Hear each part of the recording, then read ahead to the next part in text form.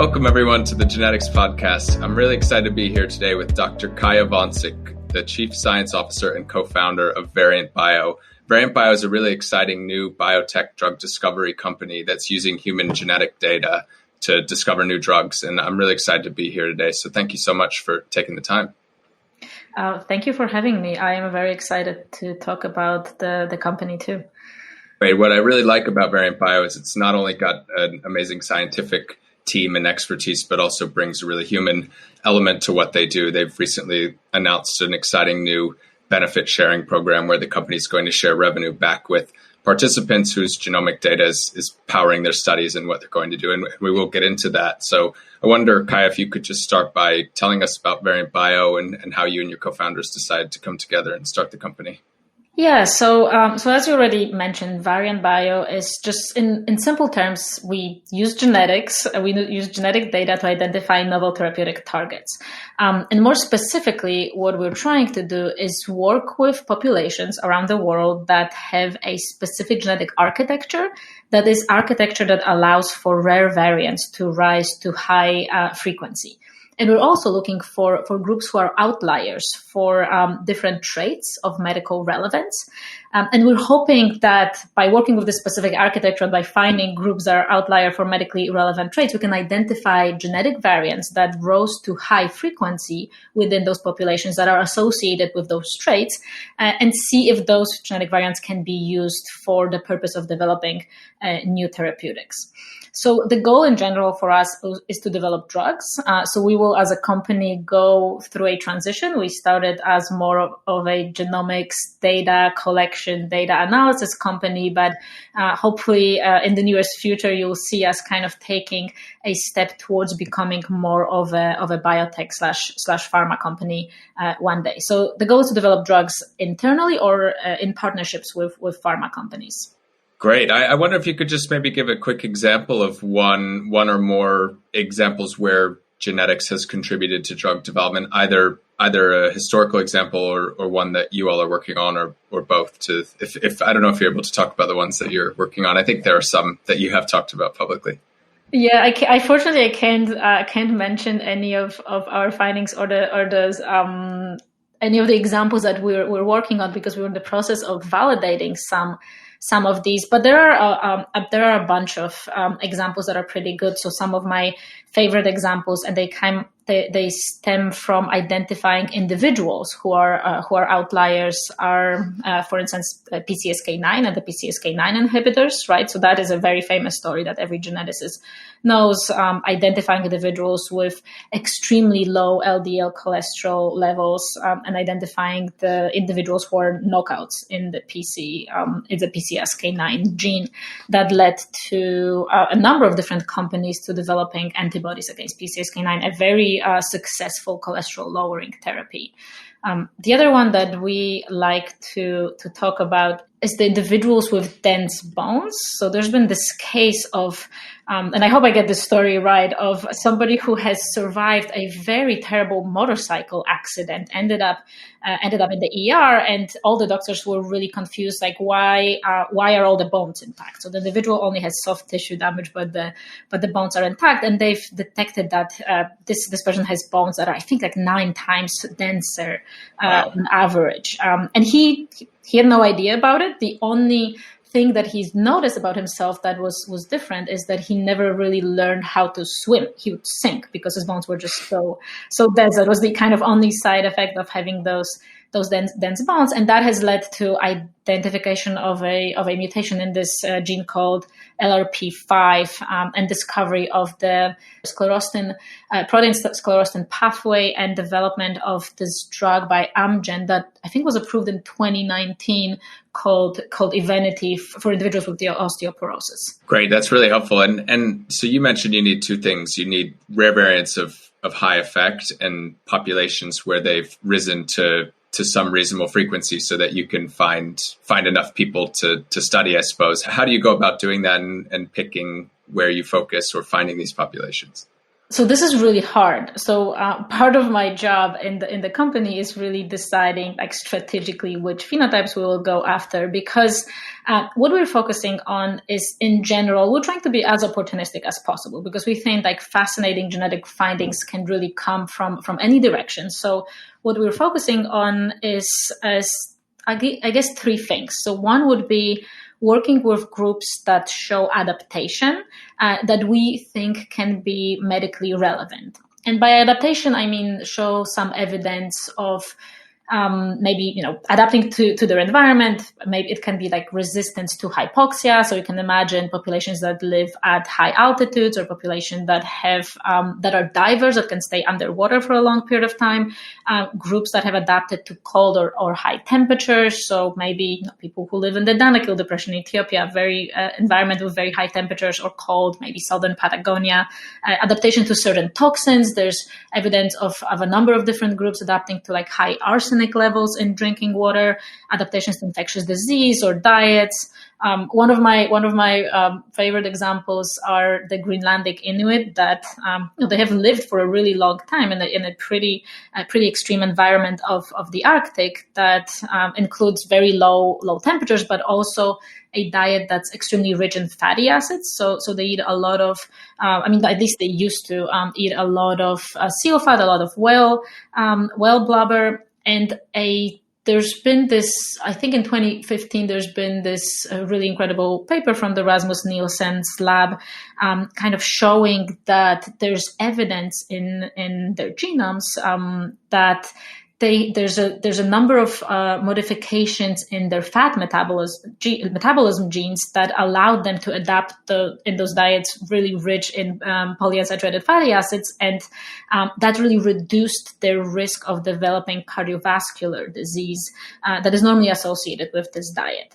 And because the variants rose to a very high frequency, it was very easily to detect them in that specific population. So that discovery that was very relevant was made with a relatively small number of individuals who were recruited for the study. So that's a couple thousand versus usually you need hundreds of thousands of individuals to make significant associations. So this is why we kind of really like working with those populations that show adaptation, that lived in isolation, that went through a genetic bottleneck, because it allows us to do studies on a budget. So a few thousand versus hundreds of thousands of individuals. So adaptation is one thing, but there's also other types of outliers we're focusing on, and some of these will be epidemiological outliers for a number of different diseases. So we're looking at places that maybe have a very high or a very low disease frequency, different age of onset for disease, a different disease progression. So anything that's kind of epidemiologically different about this disease, where we believe that this is not due to environmental reasons, but this is due to genetic reasons. And we always, when we do that, we also take the genetic architecture into consideration. So we'll also do this in populations that are founder populations that went through some type of genetic bottleneck, that have high levels of consanguinity, of any other genetic structure that we think could lead to us being able to identify those genetic variants more easily. And then the last thing is what I've mentioned is working with individual outliers. That's really the toughest kind of task, because it's really hard to identify them. So in order to identify them, we work with, you kind of have to work with anybody who has access to a lot of data about large groups of people. So you can work with hospitals, or you can work with biobanks where you can identify those outliers using available data. That's really helpful to have those three groups. I'd love to maybe just dive into each of those in turn. So with the first group, which is people who have adaptations, I can imagine there are a lot of adaptations that might on the surface not have much to do with a potentially medical trait or something you all could create a drug to help treat. How do you determine which adaptations are? Because I imagine there's some where there's actually something lurking below the surface, like this Inuit example that you gave. There's probably a lot of insights in there in terms of type 2 diabetes or obesity targets in the general population. How do you go about that as a team to identify what is an adaptation that's a interesting curiosity and what is something that's a kind of medically useful piece of data?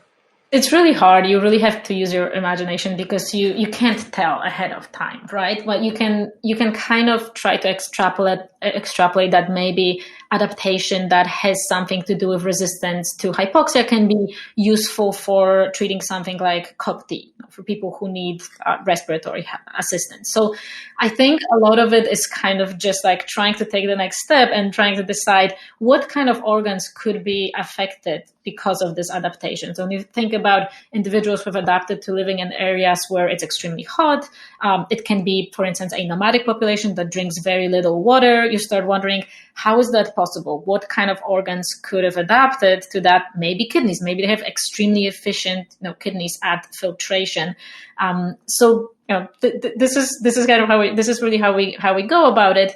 And then you use this idea that you have to do efficient phenotyping to try to say, okay, well, now if we're going to work with this group, we should measure some kidney-related phenotypes and see if this hypothesis makes sense, because it might be due to some changes in their circulatory system. It might be something related to some skin adaptation that's more resistant to evaporation. So it can be a lot of different things, but we are very focused on kidney disease. It's one of our areas of interest. So in this case, we would try to do as many kidney-related measurements as we can. Interesting. Yeah, and then following on to the second group, I imagine from where I sit, one of the big challenges there would be what you suggested, which is how does the environment interplay with genetic bottlenecks and other things. I wonder if you could talk a little bit more about how you figure out whether something is a genuinely interesting genetic artifact that you can go after. I'm thinking of, for example, the prevalence of Parkinson's disease in people of Ashkenazi Jewish or North African ancestry, or there's a number of Finnish heritage diseases, but beyond the ones that people like me kind of know off the top of their head, or are there tricks or ways that you can use the data to determine whether there's something genetically going on in a population versus some environmental difference? Yeah, you can. You have to try to inform yourself as much as you can by looking at any type of statistically available epidemiological data. It will be available in some places, it won't be in some. But then talking to doctors and kind of like seeing how the diagnosis was done on the patients.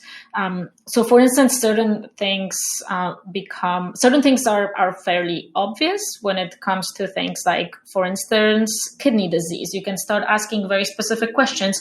Okay, one thing is like, what proportion of the population, has kidney disease? Then what's the age of onset of kidney disease? Then what's the speed of progression? And when you see that there's a specific group, and you can see that, for instance, when it comes to populations in the Pacific Islands, there's a number of different groups there that have increased progression of kidney disease, that have earlier age of onset, and this doesn't seem to be due to different diets. It just seems that if you get kidney disease, if you have certain ancestry, you progress just much faster than when you have a different ancestry. So we try to correct for things like diets or maybe kidney disease is complicated because a lot of things can lead to it. So infectious disease that's present in the area, but usually you just can compare to other populations that live in similar environmental conditions and see like, well, if it looks very different for this group with different ancestry,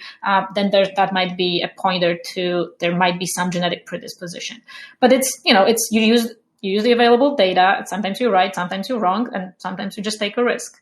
Yeah, and then with the final group, these outlier individuals, I think you mentioned biobanks, other large-scale sources of data. What are you looking for there? I think the motorcycle example is a really evocative anecdote, and but there's almost any number of any number of these stories that you could kind of pursue, and it's really hard to know when you're going to come up with a genetic finding or not. How do you figure out what to follow and what to not? Is it, again, through this lens of the therapeutic areas that you're focused on that allows you to narrow it down to some extent? Yeah, so it is through the lens of the therapeutic areas. So we can do it. And just to mention the therapeutic areas that we're interested in, we're really interested in generally areas of unmet medical needs. So we are interested in autoimmune disorders, we're interested in kidney disorders, we're interested in neuromuscular and neurodegenerative disorders. We just think there's just targets, like novel genetic targets are really lacking in those areas. We are also working with some metabolic disorders just because the availability of data.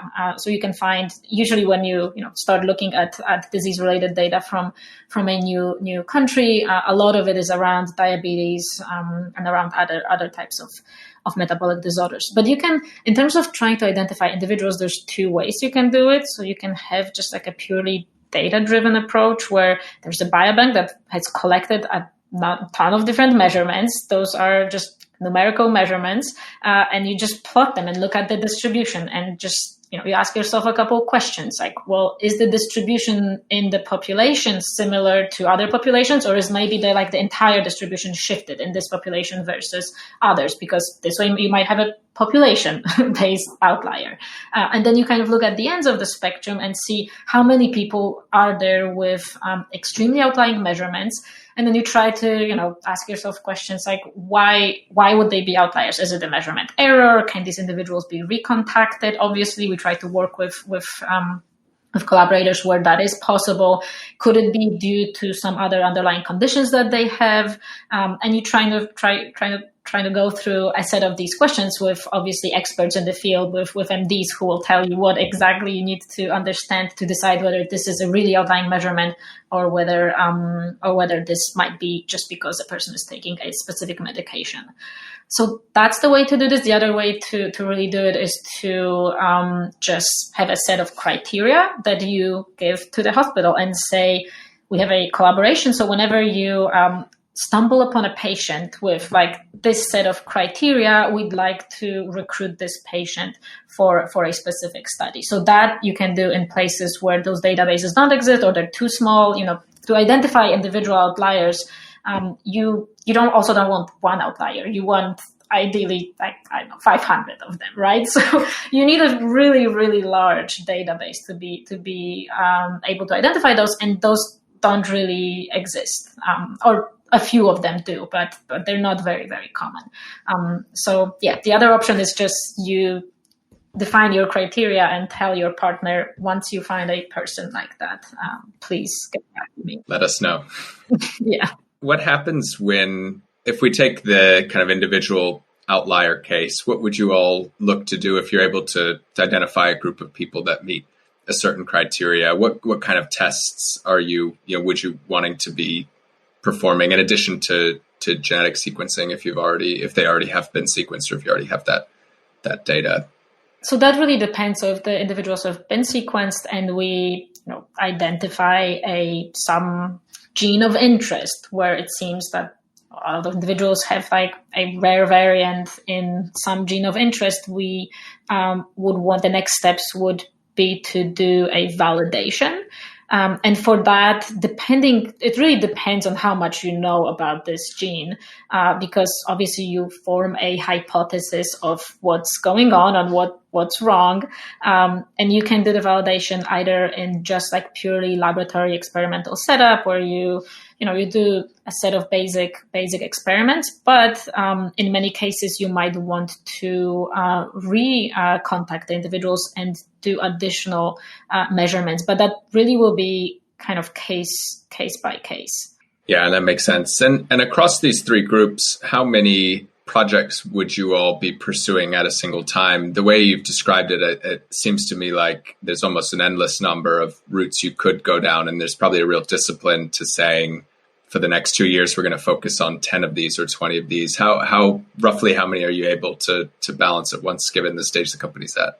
You're right. It's very, very tough to say no to some of them. And there's just a lot of potentially very interesting projects out there.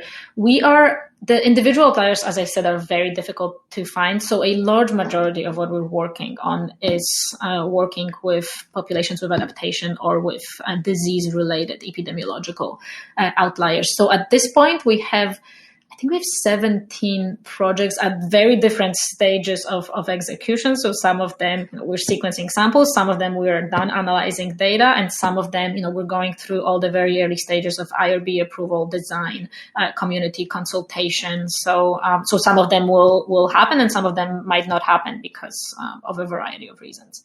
Great. If we were to focus on one of these groups with adaptations, and if you could kind of talk me through the whole process from beginning to end, I think that would be really interesting from, when hypothesis and you start to engage with the community all the way through to potential novel drug target and eventually drug. I think that would be really, really interesting for people who have maybe worked on only one part of this process to understand what the whole thing looks like. Okay, so let me try, because it is different. The beauty of us being a startup is that we can kind of modify our approach with every different group. So it will be very different with different groups, but let me try to generalize. Initially, you have to find some information that guides you. Either somebody publish a paper suggesting that there's a group of an adaptation, or you work with a local researcher who worked with that group who says there's an evidence of adaptation. So what you want to do is you really you're going into a completely different country where you probably don't speak the language, with just some American company that is very scary. Obviously, I'm not going to fly into that population and start trying to recruit people for a genetic study.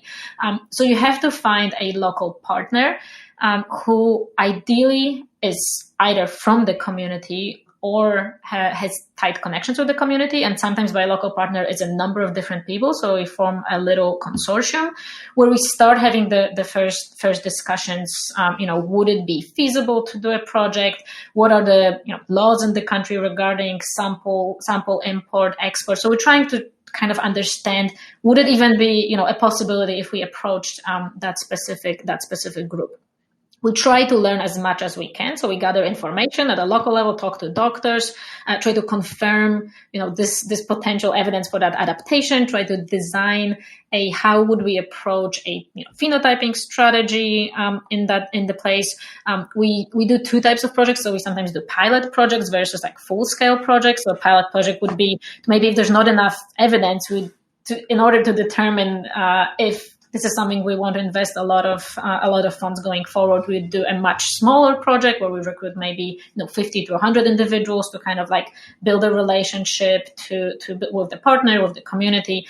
So this is the initial kind of an exercise that we go through, and the next step will be really the key step will be the consultation. So we're trying to recruit participants from a specific group.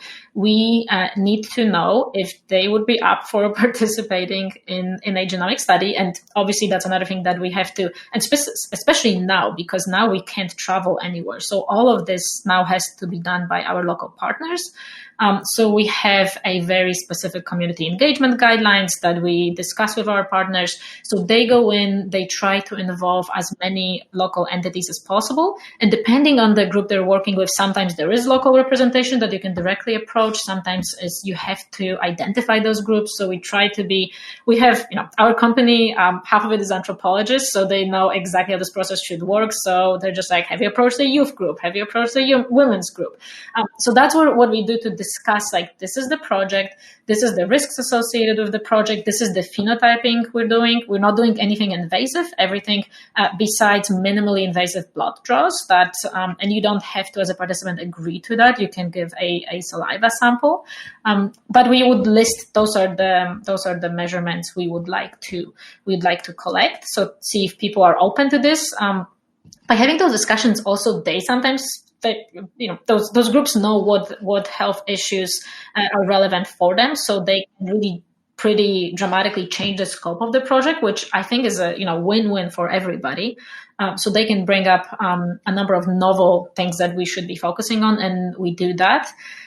We discuss things like data governance, where is this data going, who's going to be the custodian of the data going forward, who's going to be custodian of the samples going forward.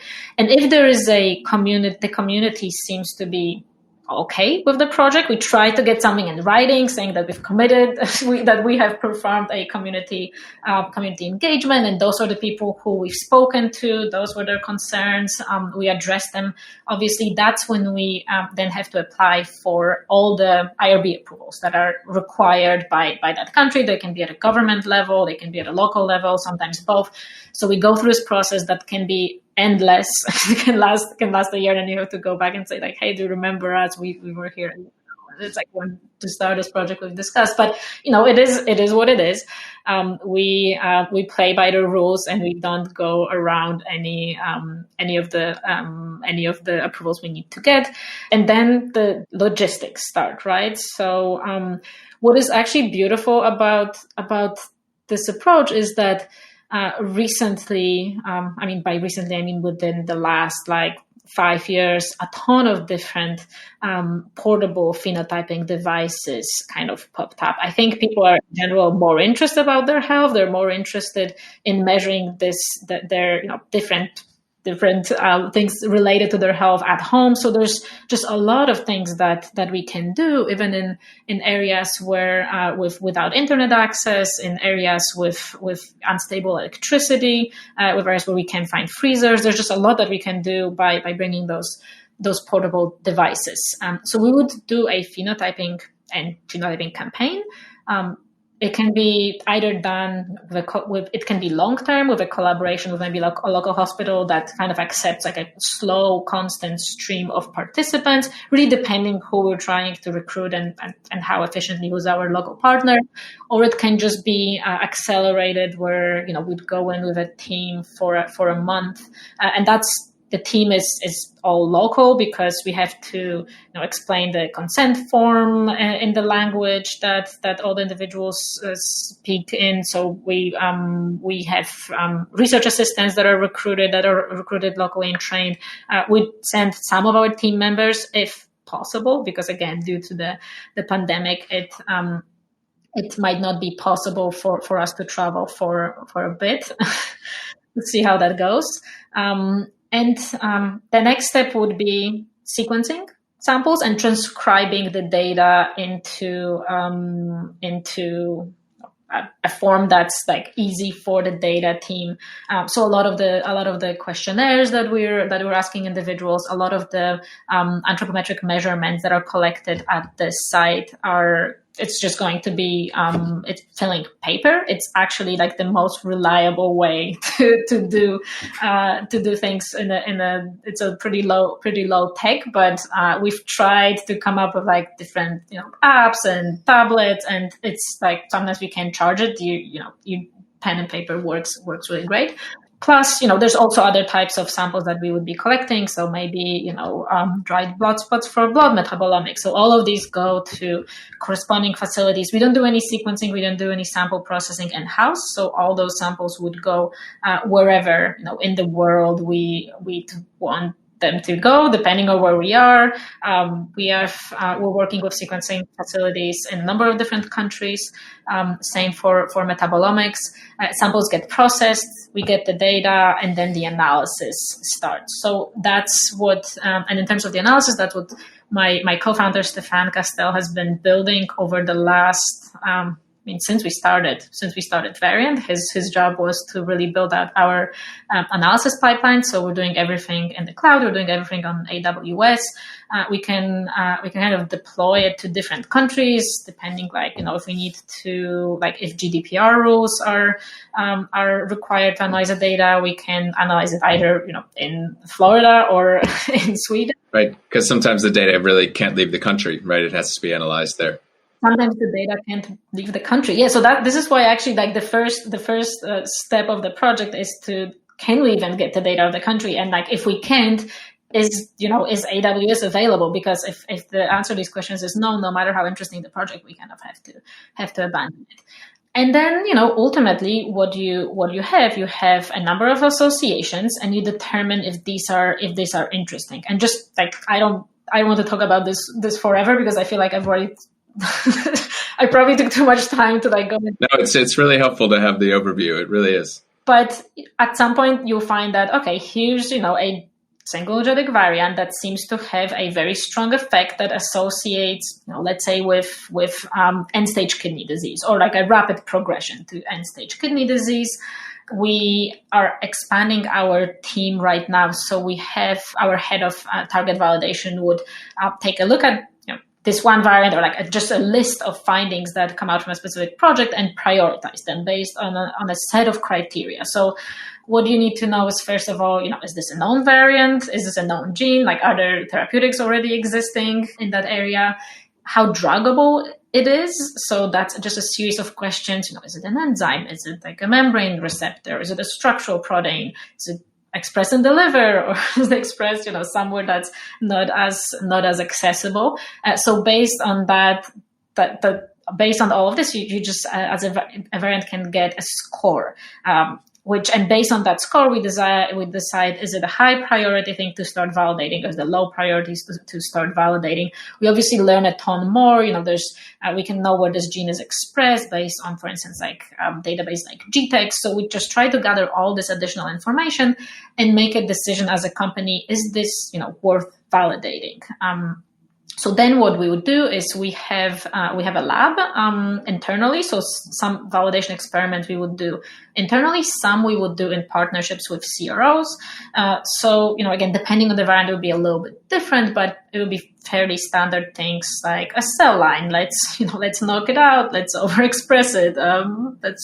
Mouse. Let's knock it out. Let's overexpress it. Always in a specific disease context.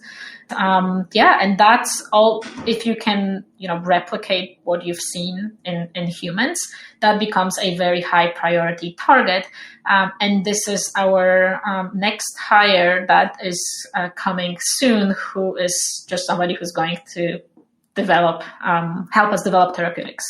So I don't want to talk about this too much too, but the next step would be, just a typical drug discovery process, which is long, which is depending if it's an antibody target, it's a small molecule target, you just make a chemical compound or an antibody. And that's something we would do working together with companies that are experts in the field and clinical trials. Yeah.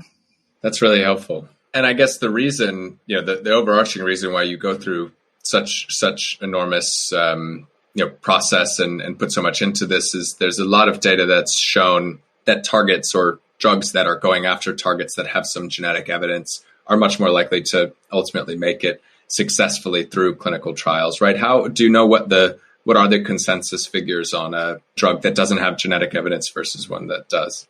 I think that they're twice as likely.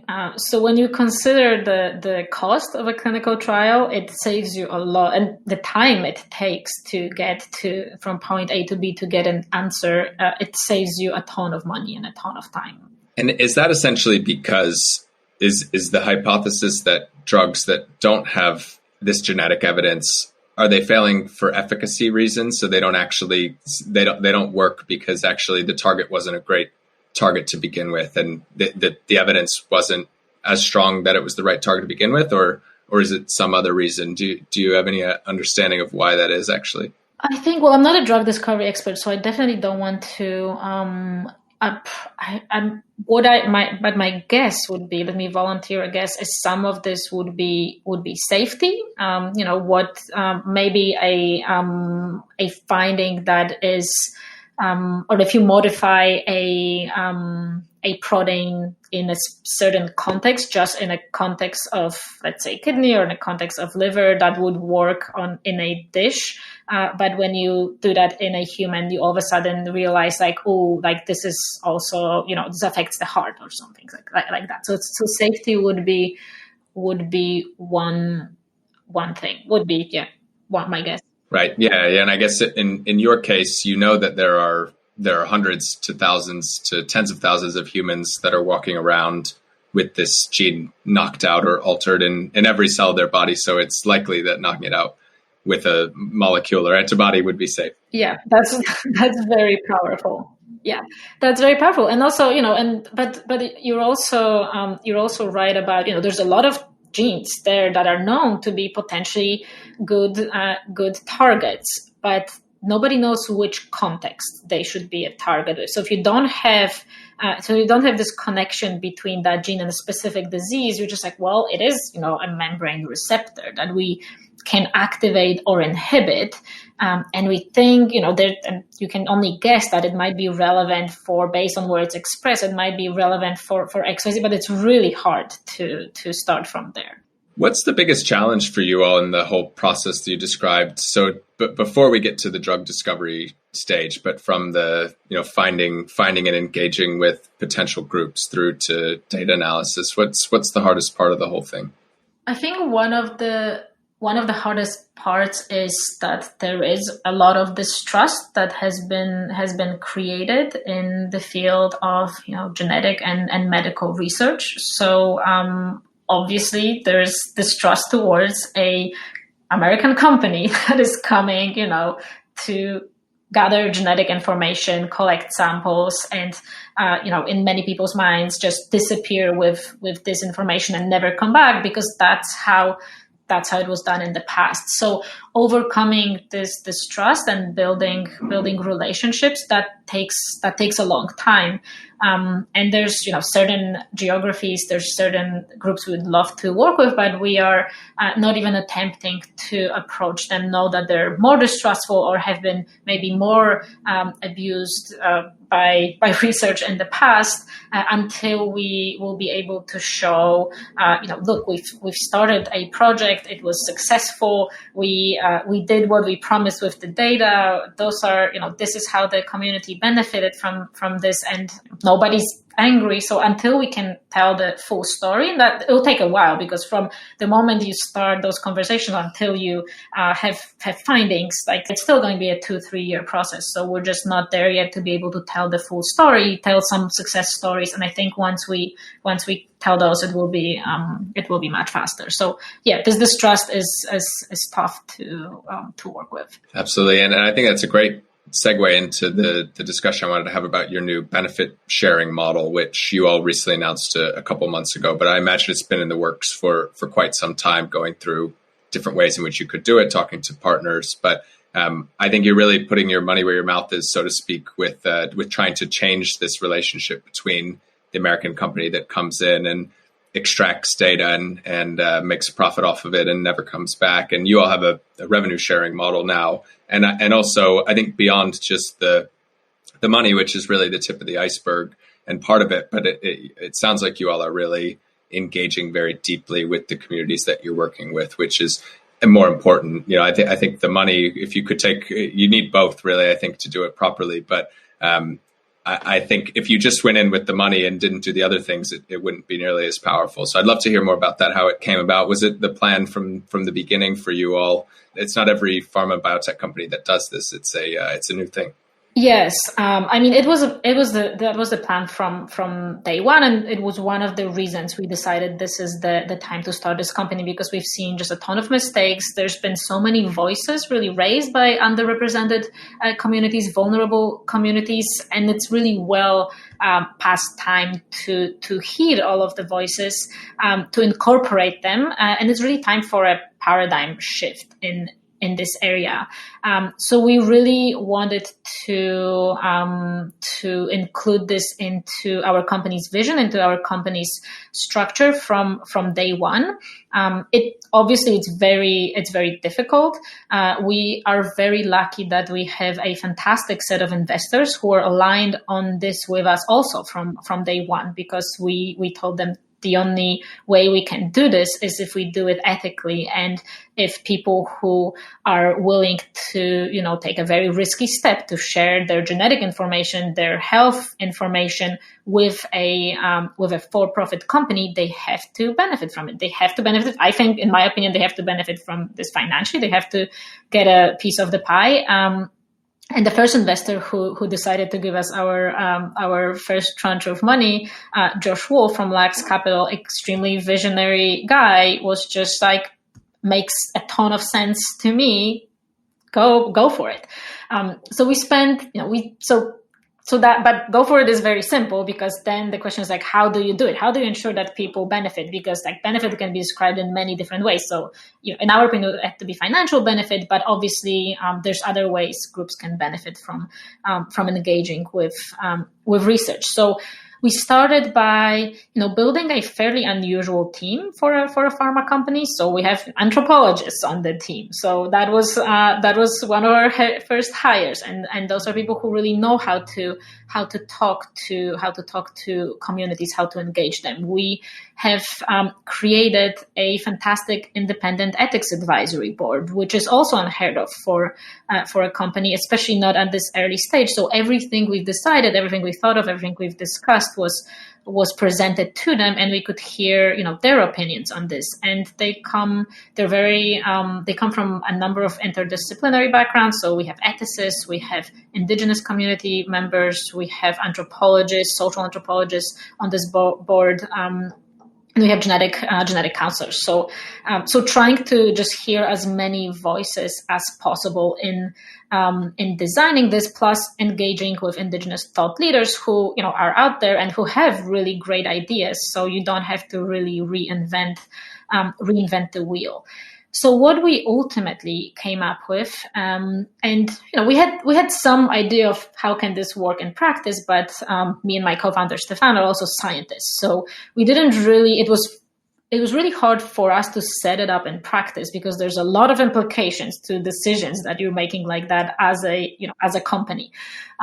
So who really helped us finalize this is our CEO, who we hired.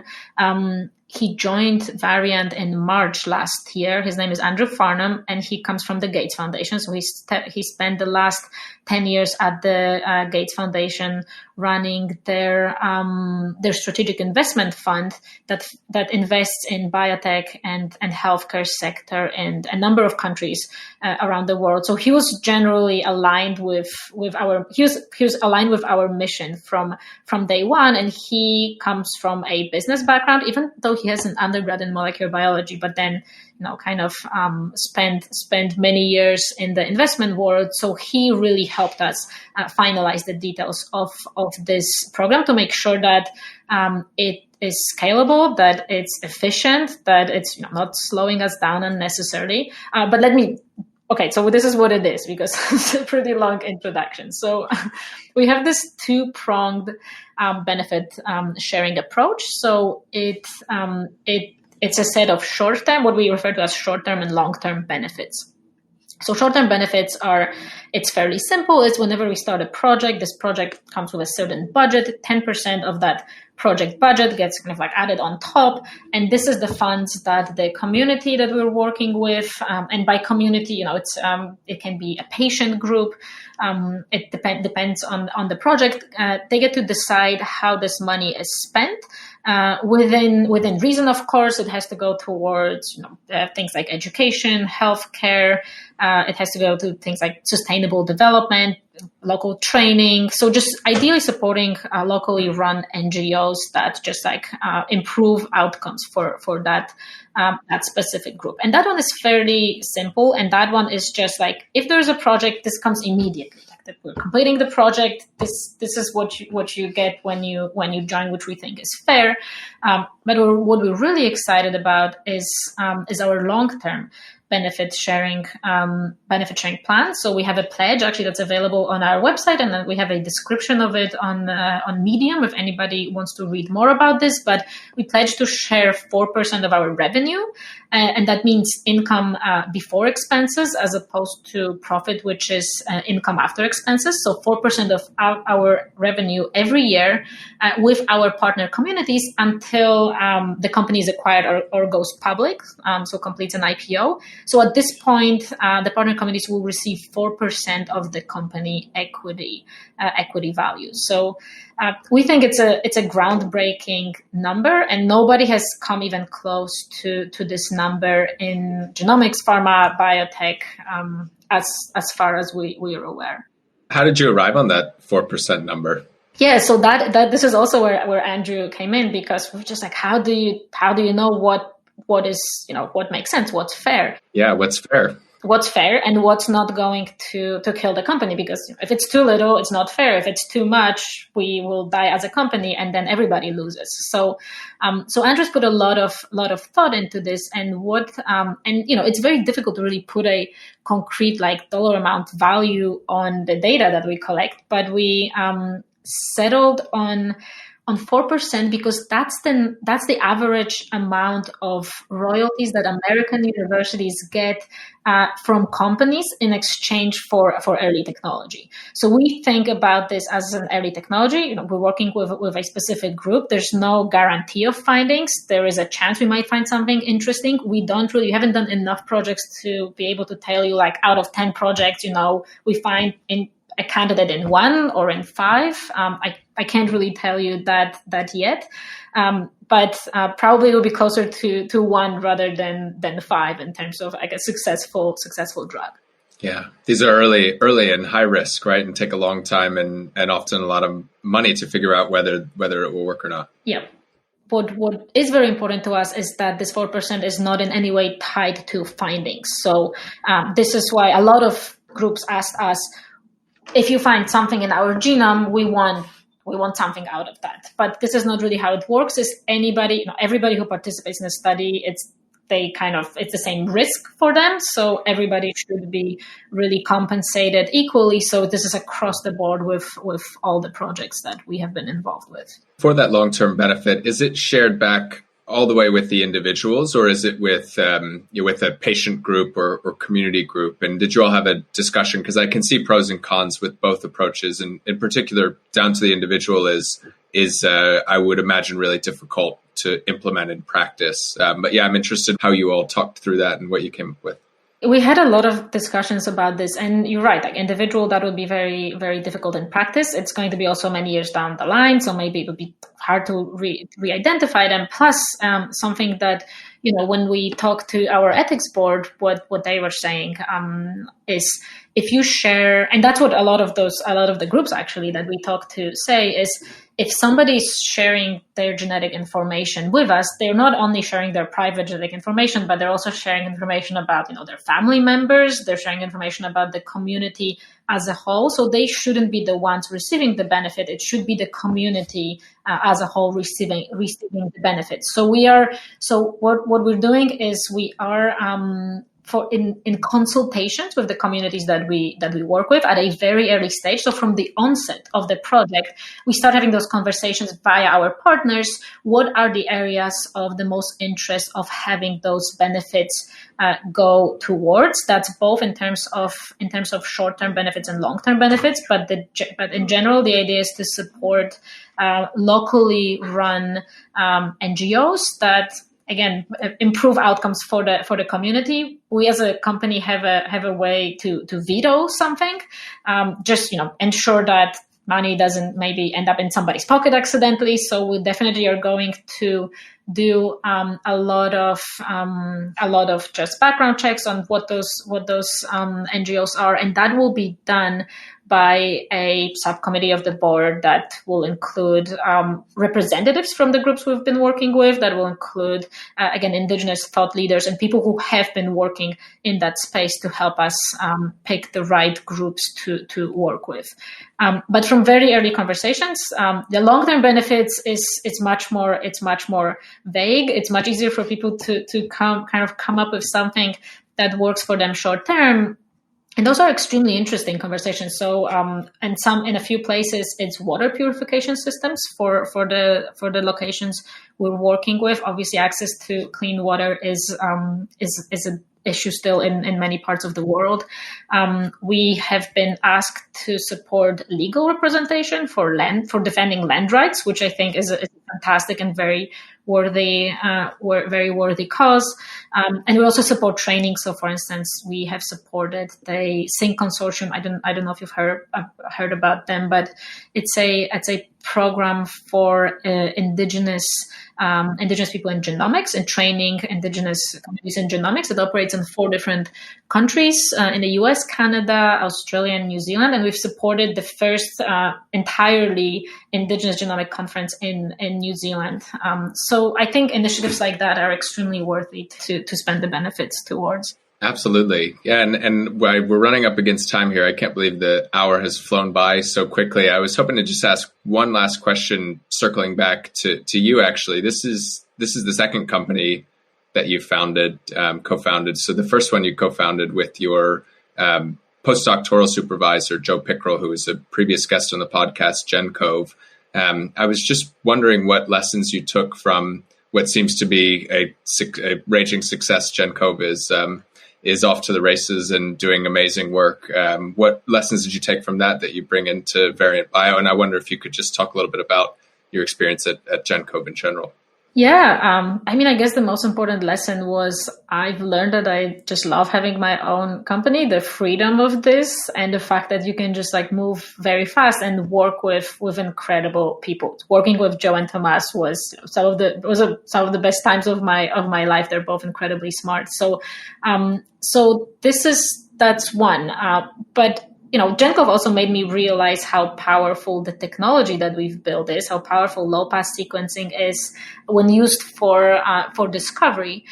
So I think for me, it was just taking another step. So Genkov built an incredible tool, and I decided like I really want to use that tool. So I'm not a computational biologist by training. I'm a molecular biologist. So it kind of makes sense for me to use the tool to identify novel variants to push them farther. So I think it was a natural step for me to take to start working with what we've developed at Genkov. Absolutely. Well, Kaja, thank you so much for taking the time to sit down with me and have this conversation. No, thank you so much for the invitation. It was a pleasure. Great. And thank you all for taking the time to listen, and we'll see you next time. Thank you for listening to this episode of the Genetics Podcast. If you enjoyed the podcast, we'd really appreciate if you left us a review on your favorite podcast player, or even better, you can tell a friend who you think might like it too. As always, you can reach us anytime at podcast@sanogenetics.com. We really love to hear from you all about any feedback you have, guests you'd like to hear from, or topics that you'd like to see us cover in the future. Thank you again for listening, and we'll see you next time.